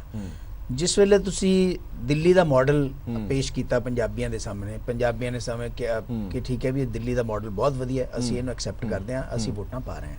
ਹੁਣ ਕਿਉਂਕਿ ਵਿਦਿਨ ਏ ਮੰਥ ਇਹਨਾਂ ਨੇ ਇਸ ਚੀਜ਼ ਨੂੰ ਇੱਥੇ ਲਾਗੂ ਕਰਤਾ ਹੈ, ਉਹ ਕਿੱਥੇ ਤੱਕ ਸਸਟੇਨ ਕਰਦਾ ਉਹ ਬਾਅਦ ਦੀ ਗੱਲ ਹੈ। ਉਹ ਚੀਜ਼ ਜਿਹੜੀ ਹੈਗੀ ਹੈ ਉਹ ਅੱਗੇ ਹਿਮਾਚਲ ਦਾ ਇਲੈਕਸ਼ਨ ਬਣਾਉਣ ਦੀ ਹੈਗਾ, ਕੋਸ਼ਿਸ਼ ਹੈ। ਗੁਜਰਾਤ ਦਾ ਇਲੈਕਸ਼ਨ ਹੈ, ਉੱਥੇ ਇਹ ਚੀਜ਼ਾਂ ਦੇਖੋ ਅਸੀਂ 1 ਮਹੀਨੇ ਦੇ ਵਿੱਚ ਉੱਥੇ 300 ਯੂਨਿਟ ਬਿਜਲੀ ਦੇਤੀ। ਔਰ ਇਸ ਚੀਜ਼ ਨੂੰ ਦੇਖਣ ਵਾਲੀ ਗੱਲ ਹੈ ਕਿ ਇਹਨਾਂ ਨੇ ਫੋਰਸ ਕਰਤਾ ਹੈ ਹਿਮਾਚਲ ਦੀ ਸਰਕਾਰ ਨੂੰ 125 ਯੂਨਿਟਾਂ ਦੇਣ ਵਾਸਤੇ। ਉਹ ਜਿਹੜੀਆਂ ਹੈਗੀਆਂ ਉਹ ਅਗਰ ਇਸ ਤਰੀਕੇ ਦੇ ਨਾਲ ਚੱਲਦਾ ਰਿਹਾ ਤਾਂ ਡੈਫੀਨਿਟਲੀ ਸਾਨੂੰ ਕਿਸੇ ਨਾ ਕਿਸੇ ਜਗ੍ਹਾ ਤੇ ਜਾ ਕੇ ਤਾਂ ਖੜ ਕੇ ਸੋਚਣਾ ਪਏਗਾ। ਤੁਸੀਂ ਪੋਲੀਟੀਕਲੀ ਇਲੈਕਸ਼ਨ ਜਿੱਤ ਸਕਦੇ ਹੋ, ਬਿਲਕੁਲ ਠੀਕ। ਤੁਸੀਂ ਲੋਕ ਕਿਉਂਕਿ ਮੈਨੂੰ ਜੇ 600 State ਯੂਨਿਟ ਦਾ ਕਿਵੇਂ ਫਾਇਦਾ ਚਲਾਓਗੇ? ਹੋ ਰਿਹਾ ਹੈ, ਹਾਂ। ਮੈਨੂੰ ਜੇ 600 ਯੂਨਿਟ ਦਾ ਫਾਇਦਾ ਹੋ ਰਿਹਾ ਹੈ ਤਾਂ ਮੈਂ ਇਹਦੇ ਇੱਕ ਏਸੀ ਲੱਗਿਆ ਸੀਗਾ ਦੂਜਾ ਲੱਗ ਦੂੰਗਾ। ਜੇ ਮੈਨੂੰ ਜ਼ਿਆਦਾ ਚਾਹੀਦਾ ਹੈਗਾ ਘਰ ਦੇ ਦੂਸਰੇ ਪਾਸੇ ਅਗਰ ਮੇਰਾ ਵੱਡਾ ਘਰ ਹੈ ਇੱਕ ਹੋਰ ਉਹਦੇ ਵਾਸਤੇ ਅਪਲਾਈ ਕਰ ਦੂੰਗਾ ਮੀਟਰ ਵਾਸਤੇ। ਮੈਂ ਕਹੂੰਗਾ ਜੀ ਮੇਰਾ ਬੱਚਾ ਅਲੱਗ ਰਹਿ ਰਿਹਾ, ਮੈਂ ਅਲੱਗ ਰਹਿ ਰਿਹਾ, ਉਹਦੇ ਵਿੱਚ ਮੈਨੂੰ 1200 ਹੋ ਗਿਆ। ਤੇ ਬਿਜਲੀ ਦੀ ਜਿਹੜੀ ਹੈਗੀ ਹੈ ਖਪਤ, ਬਿਜਲੀ ਦੀ ਜਿਹੜੀ ਚੋਰੀ ਹੈ ਉਹ ਪਹਿਲਾਂ ਹੀ ਕਾਫੀ ਜ਼ਿਆਦਾ ਹੈ। ਹੁਣ ਉਹ ਪਤਾ ਨਹੀਂ ਕਿੰਨੀ ਘਟੂਗੀ ਹੈ ਨਹੀਂ ਘਟੂਗੀ। ਮੈਂ ਤੁਹਾਨੂੰ ਦੱਸਦਾ ਬਿਜਲੀ ਦੀ ਜਿਹੜੀ ਚੋਰੀ ਤੇ ਇਲਾਵਾ ਜਿਸ ਵੇਲੇ ਟਰਾਂਸਮਿਸ਼ਨ ਹੈ, ਟਰਾਂਸਮਿਸ਼ਨ ਦੇ ਵਿੱਚ ਇੰਨਾ ਲਾਸ ਹੈ ਕਿਉਂਕਿ ਸਾਡੀਆਂ ਤਾਰਾਂ ਸਹੀ ਨਾ ਹਨ। ਉਹਨਾਂ ਚੀਜ਼ਾਂ ਨੂੰ ਉਹ ਮੇਰੇ ਖਿਆਲ ਕਿਤੇ ਜ਼ਿਆਦਾ ਖਰਚਾ ਹੈਗਾ, ਉਹਨਾਂ ਚੀਜ਼ਾਂ ਨੂੰ ਆਪੇ ਕੋਈ ਨਹੀਂ ਧਿਆਨ ਦੇ ਰਿਹਾ ਹੈ। ਇਸ ਚੀਜ਼ ਨੂੰ ਪੋਲੀਟੀਕਲ ਫਾਇਦਾ ਉਠਾਉਣ ਵਾਸਤੇ ਸਾਰਾ ਕੁਝ ਕੀਤਾ ਜਾ ਰਿਹਾ ਹੈ।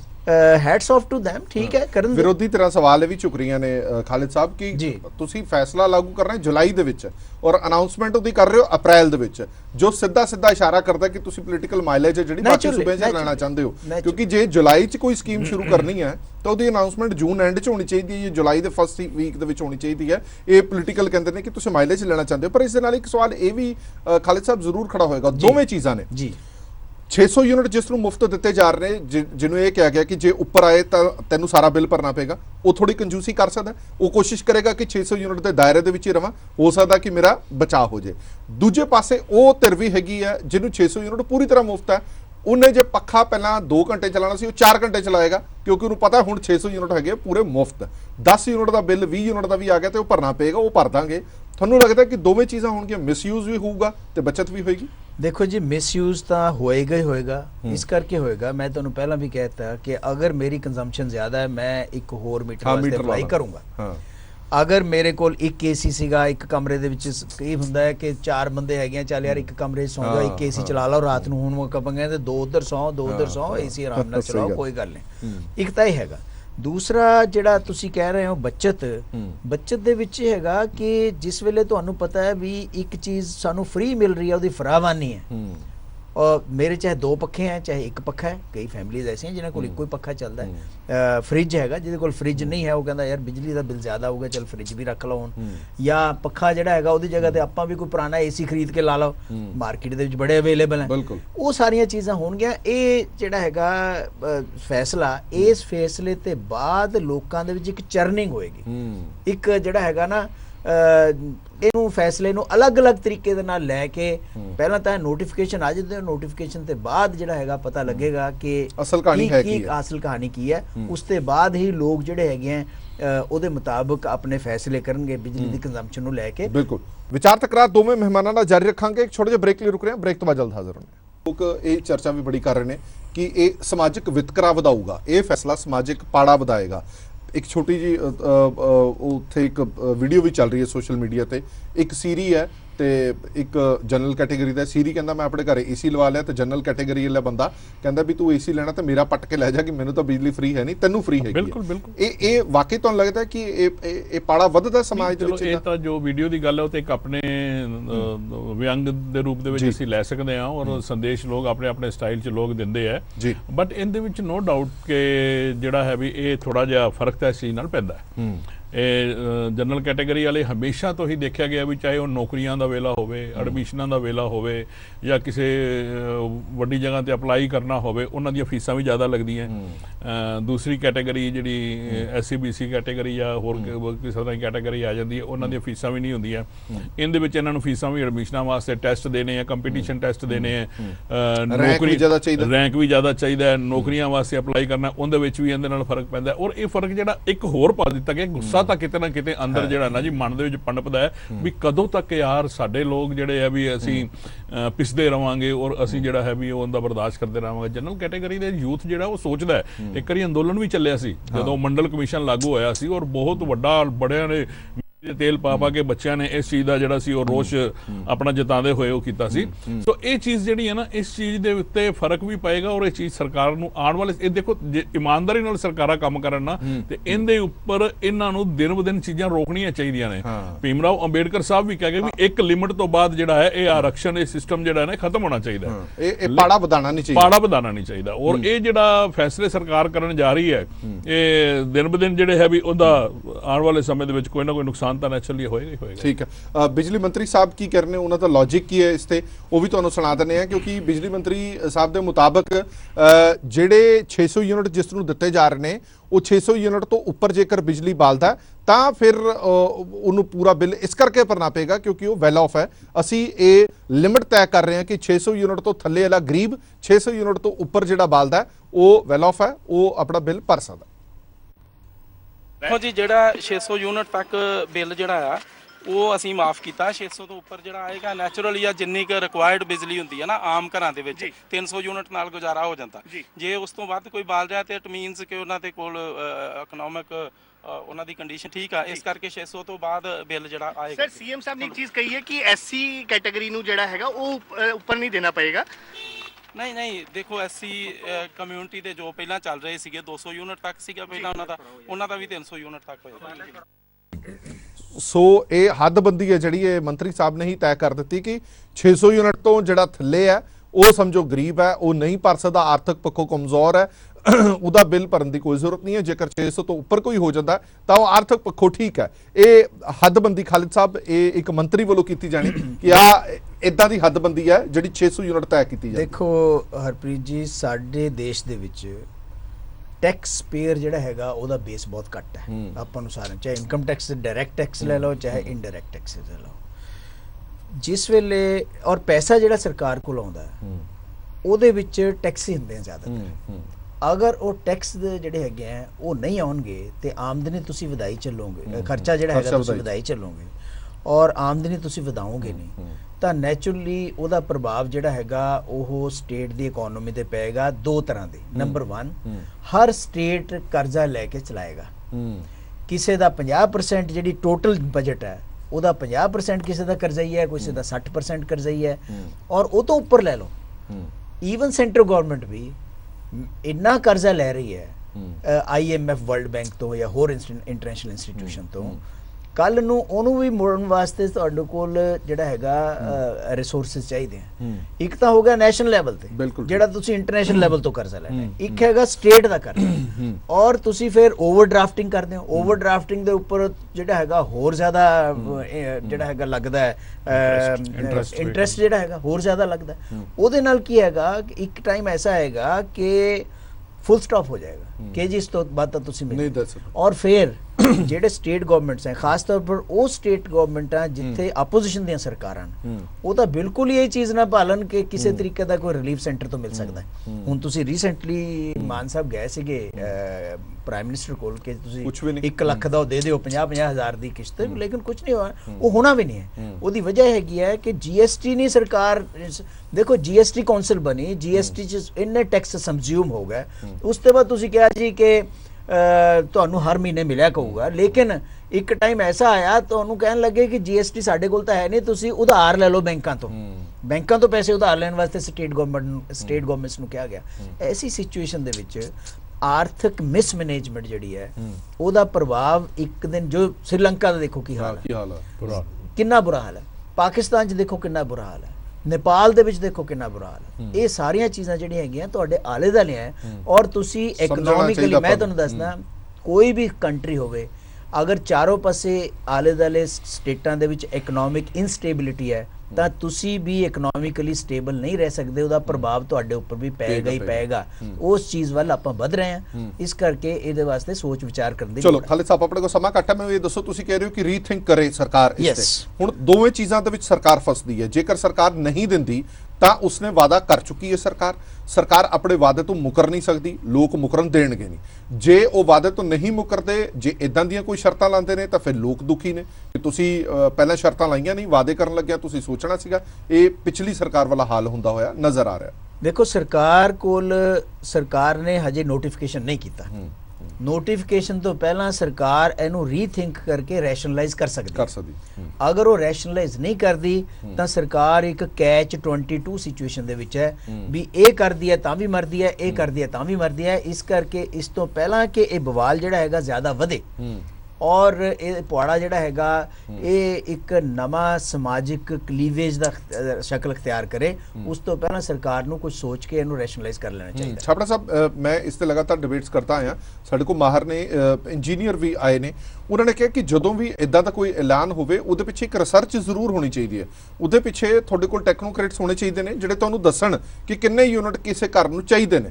ਮਤਲਬ ਤੁਹਾਡੇ ਦਿਲ ਦੇ ਵਿੱਚ ਕਿਸੇ ਪਾਰਟੀ ਨੇ ਕਹਤਾ 300 ਯੂਨਿਟ, ਕਿਸੇ ਨੇ ਕਹਤਾ 400 ਯੂਨਿਟ, ਕਿਸੇ ਨੇ ਕਹਤਾ, ਉਹਦੇ ਪਿੱਛੇ ਕੋਈ ਰਿਸਰਚ ਹੈਗੀ ਹੈ ਕਿ ਕਿਸ ਪਰਿਵਾਰ ਨੂੰ ਕਿੰਨੇ ਯੂਨਿਟ ਚਾਹੀਦੇ ਨੇ ਜਾਂ ਕਿਸ ਪਰਿਵਾਰ ਨੂੰ ਇਹ ਯੂਨਿਟ ਦੇਣੇ ਚਾਹੀਦੇ ਨੇ ਜਾਂ ਨਹੀਂ ਦੇਣੇ ਚਾਹੀਦੇ, ਕਿੰਨਾ ਲੋਡ ਹੋਣਾ ਚਾਹੀਦਾ, ਕਿੰਨਾ ਲੋਡ ਨਹੀਂ ਹੋਣਾ ਚਾਹੀਦਾ। ਇਹ ਤੁਹਾਨੂੰ ਲੱਗਦਾ ਨਹੀਂ ਕਿ ਰਿਸਰਚ ਤੋਂ ਬਿਨਾ ਇਦਾਂ ਦੇ ਐਲਾਨ ਨਹੀਂ ਹੋਣੇ ਚਾਹੀਦੇ? ਇਹ ਚੀਜ਼ਾਂ ਆਲਰੇਡੀ ਬਣੀਆਂ ਹੋਈਆਂ ਹੈ ਵੀ 2 ਕਿਲੋਵਾਟ ਦਾ ਜਿਹੜਾ ਕਨੈਕਸ਼ਨ ਹੈ ਉਹਦੇ ਤੇ ਇੰਨਾ ਖਰਚਾ ਪਏਗਾ, ਇਸ ਤੋਂ ਉੱਪਰ ਤੇ ਇੰਨਾ ਪਏਗਾ, ਇਸ ਤੋਂ ਉੱਪਰ ਤੇ 5 ਕਮਰਿਆਂ ਵਾਸਤੇ ਇੰਨਾ। ਉਹ ਸਾਰੀਆਂ ਚੀਜ਼ਾਂ ਜਿਹੜੀਆਂ ਨੇ ਨਾ ਇਹਨਾਂ ਨੇ ਕ੍ਰਾਈਟੇਰੀਆ ਬਣਾਇਆ ਹੋਇਆ ਹੈ, ਪਰ ਉਹ ਲਾਗੂ ਨਹੀਂ ਹੁੰਦਾ।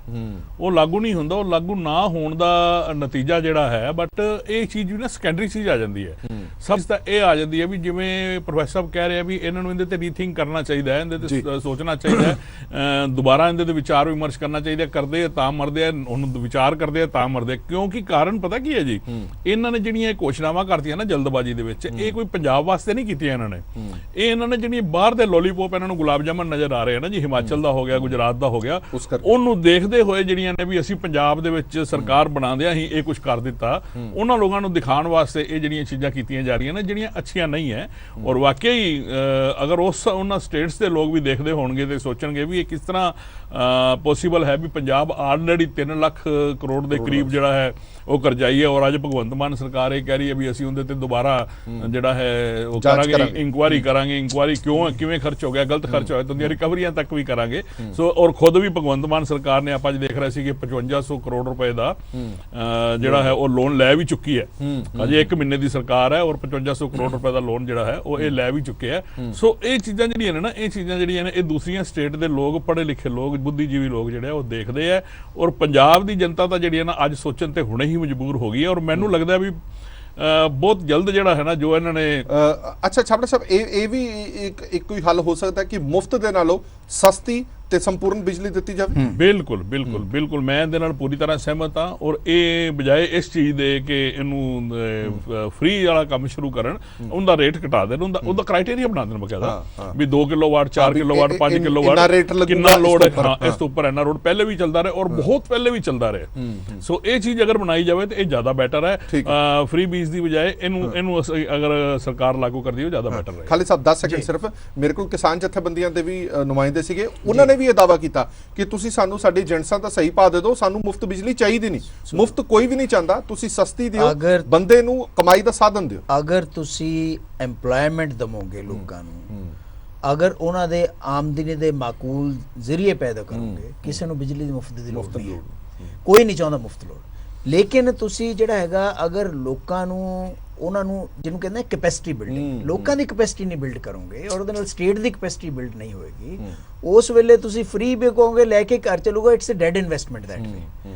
ਤੇ ਅਗਰ ਤੁਸੀਂ ਕੈਪੈਸਿਟੀ ਬਿਲਡਿੰਗ ਕਰਦੇ ਹੋ, ਇਹ ਸਸਟੇਨੇਬਲ ਹੈ ਜਿਹੜੀ ਕਿ ਹਮੇਸ਼ਾ ਤੱਕ ਚੱਲੇਗੀ। ਇਸ ਕਰਕੇ ਸਰਕਾਰਾਂ ਨੂੰ ਇਹ ਚਾਹੀਦਾ ਹੈ ਕਿ ਇਸ ਤਰੀਕੇ ਦੇ ਨਾਲ ਫਾਰਮੂਲੇ ਬਣਾਉਣ ਤਾਂ ਕਿ ਲੋਕਾਂ ਨੂੰ ਐਮਪਲੋਇਮੈਂਟ ਮਿਲੇ, ਰੋਜ਼ਗਾਰ ਮਿਲੇਗਾ ਤਾਂ ਮੇਰੀ ਕੋਈ ਆਮਦਨੀ ਹੈਗੀ ਹੈ, ਮੈਂ ਬਿੱਲ ਵੀ ਭਰ ਦੂੰਗਾ। ਇਹ ਚੀਜ਼ ਜਿਹੜੀ ਹੈਗੀ ਹੈ ਸਰਕਾਰ ਨੂੰ ਸੋਚਣੀ ਚਾਹੀਦੀ ਹੈ। ਅਦਰਵਾਈਜ਼ ਇਹਦਾ ਕੋਈ ਅੰਤ ਨਹੀਂ ਹੈ ਔਰ ਇੱਕ ਦੌੜ ਲੱਗੀ ਹੋਈ ਹੈ ਪੋਲੀਟੀਕਲ ਪਾਰਟੀਆਂ ਦੇ ਵਿੱਚ, ਕੋਈ ਸਕੂਟੀਆਂ ਵੰਡ ਰਿਹਾ ਹੈ, ਕੋਈ ਲੈਪਟਾਪ ਵੰਡ ਰਿਹਾ ਹੈ, ਕੋਈ ਮੋਬਾਈਲ ਵੰਡ ਰਿਹਾ ਹੈ, ਕੋਈ ਕੁਝ ਵੰਡ ਰਿਹਾ ਹੈ ਫ੍ਰੀ, ਔਰ ਉਹਨਾਂ ਨੇ ਪੱਲਿਓਂ ਥੋੜੀ ਦੇਣਾ, ਉਹ ਹੈ ਤਾਂ ਟੈਕਸ ਪੇਅਰ ਦਾ ਪੈਸਾ ਨਾ। ਔਰ ਫਿਰ ਜਦ ਨਹੀਂ ਪੂਰਾ ਹੁੰਦਾ ਫਿਰ ਤੁਸੀਂ ਜਾਂ ਤਾਂ ਕਹਿੰਦੇ ਹੋ ਜੁਮਲਾ ਸੀਗਾ, ਜਾਂ ਤੁਸੀਂ ਕਹਿੰਦੇ ਹੋ ਕਿ ਅਸੀਂ ਉਧਾਰ ਲੈਂਦੇ ਹਾਂ, ਉਧਾਰ ਜਦ ਵੱਧਦਾ ਫਿਰ ਤੁਸੀਂ ਕਹਿੰਦੇ ਹੋ ਜੀ ਇਨਕੁਆਇਰੀ ਕਰਾਂਗੇ। ਉਹ ਮਤਲਬ ਇੱਕ ਵਿਸ਼ਿਸ਼ ਸਰਕਲ ਹੈ, ਇਹਦੇ ਵਿੱਚੋਂ ਨਿਕਲਣ ਦੀ ਲੋੜ ਹੈ। ਖਾਲਿਦ ਸਾਹਿਬ ਇੱਕ ਹੋਰ ਸਵਾਲ ਵੀ ਦੇ ਦਿਓ, ਬੜੇ ਸਾਰੇ ਲੋਕਾਂ ਦੇ ਮਨ ਦੇ ਵਿੱਚ ਹੋਊਗਾ ਕਿ ਇਹ ਜਿਹੜਾ ਪੈਸਾ ਜਿਹੜਾ ਫ੍ਰੀ ਬਿਜਲੀ ਦਾ ਦਿਆਂਗੇ, ਇਹ ਪੈਸਾ ਕੌਣ ਭਰੇਗਾ? ਇਹ ਕਈ ਵਾਰੀ ਦਿਖਾਉਣ ਦੀ ਕੋਸ਼ਿਸ਼ ਕੀਤੀ ਜਾਂਦੀ ਹੈ ਕਿ ਅਸੀਂ ਭਰਾਂਗੇ। ਇਹ ਪੈਸਾ ਕੌਣ ਅਸੀਂ ਦਾ ਕੀ ਭਰੇਗਾ? ਮਤਲਬ? ਅਸੀਂ ਮਤਲਬ ਸਰਕਾਰ ਦਾ ਇਹ ਮਤਲਬ ਕਹਿੰਦੀ ਕਿ ਅਸੀਂ ਭਰਾਂਗੇ। ਅਸੀਂ ਕੌਣ ਹੈ? ਸਰਕਾਰ ਕੌਣ ਹੈ? ਸਰਕਾਰ ਕੋਲ ਪੈਸਾ ਜਿਹੜਾ ਹੈਗਾ, ਸਰਕਾਰ ਕੋਈ ਉਹਨਾਂ ਨੋਟ ਛਾਪਣ ਦੀ ਮਸ਼ੀਨ ਨਹੀਂ ਹੁੰਦੀ। ਤਿੰਨੇ ਚੀਜ਼ਾਂ ਹੈਗੀਆਂ, ਜਾਂ ਤਾਂ ਤੁਹਾਡੇ ਕੋਲ ਟੈਕਸ ਹੈਗੇ, ਜਾਂ ਤੁਸੀਂ ਰੈਵਨਿਊ ਜਿਹੜਾ ਹੈਗਾ ਉਹਨੂੰ ਜਨਰੇਟ ਕਰੋਗੇ, ਜਾਂ ਤੁਸੀਂ ਉਧਾਰ ਲਵੋਗੇ। ਹੋਰ ਚੌਥਾ ਤੇ ਕੋਈ ਚੀਜ਼ ਨਹੀਂ ਨਾ ਹੈ। ਕੋਈ ਉਸਮਾਨ ਤੋਂ ਲੋਕਾਂ ਦਾ ਹੀ ਪੈਸਾ ਲੋਕਾਂ ਦੇ ਪੈਸਾ ਹੈ। ਅਸੀਂ ਦਾ ਮਤਲਬ ਹੈਗਾ ਲੋਕ। ਅਗਰ ਲੋਕ ਜਿਹੜੇ ਹੈਗੇ ਆ ਉਹਨਾਂ ਕੋਲ ਆਪਣੀ ਪੇਇੰਗ ਕੈਪੈਸਿਟੀ ਨਹੀਂ ਹੈ ਤਾਂ ਕਿਸ ਤਰੀਕੇ ਦੇ ਨਾਲ ਤੁਸੀਂ ਰੈਵਨਿਊ ਜਨਰੇਟ ਕਰਕੇ ਇਹਨਾਂ ਸਾਰੀਆਂ ਚੀਜ਼ਾਂ ਨੂੰ ਪੂਰਾ ਕਰੋਗੇ? ਉਹ ਪੋਸੀਬਲ ਨਹੀਂ ਹੋਏਗਾ। ਚਲੋ ਬਹੁਤ ਬਹੁਤ ਧੰਨਵਾਦ ਦੋਵੇਂ ਮਹਿਮਾਨਾਂ ਦਾ ਇਸ ਪੂਰੀ ਵਿਚਾਰ ਚਰਚਾ ਜੁੜੇ ਰਹਿਣ ਦੇ ਲਈ। ਜਾਂਦੇ ਜਾਂਦੇ ਕੁਝ ਅੰਕੜੇ ਨੇ ਫਟਾਫਟ ਤੁਹਾਨੂੰ ਦੱਸ ਦਈਏ ਕਿ ਸੂਬਾ ਸਰਕਾਰ ਹਰ ਸਾਲ ਜੋ ਮੌਜੂਦਾ ਹਾਲਾਤ ਨੇ 10,000 ਕਰੋੜ ਤੋਂ ਵੱਧ ਬਿਜਲੀ ਸਬਸਿਡੀ ਦੇ ਵਿੱਚ ਦੇ ਰਹੀ ਹੈ, 10,000 ਕਰੋੜ ਤੋਂ ਵੱਧ, ਔਰ ਲਗਭਗ ਇੰਨੀ ਹੀ ਰਕਮ ਹਾਲੇ ਬਕਾਇਆ ਖੜੀ ਹੈ PSPCL ਨੂੰ ਦੇਣ ਦੇ ਲਈ। 2021-22 ਦੌਰਾਨ ਰਾਜ ਦਾ ਕੁੱਲ ਬਿਜਲੀ ਸਬਸਿਡੀ ਬਿੱਲ 10,668 ਕਰੋੜ ਰੁਪਏ ਦਾ ਬਣਿਆ। ਇਸ ਦੇ ਵਿੱਚ 71,080 ਕਰੋੜ ਰੁਪਏ ਕਿਸਾਨਾਂ ਨੂੰ ਦਿੱਤੀ ਗਈ ਬਿਜਲੀ ਹੈ। 1627 ਕਰੋੜ ਰੁਪਏ ਜਿਹੜੇ ਨੇ ਉਹ SC-BC ਅਤੇ BPL ਪਰਿਵਾਰਾਂ ਨੂੰ ਦਿੱਤੀ ਗਈ ਬਿਜਲੀ ਹੈ।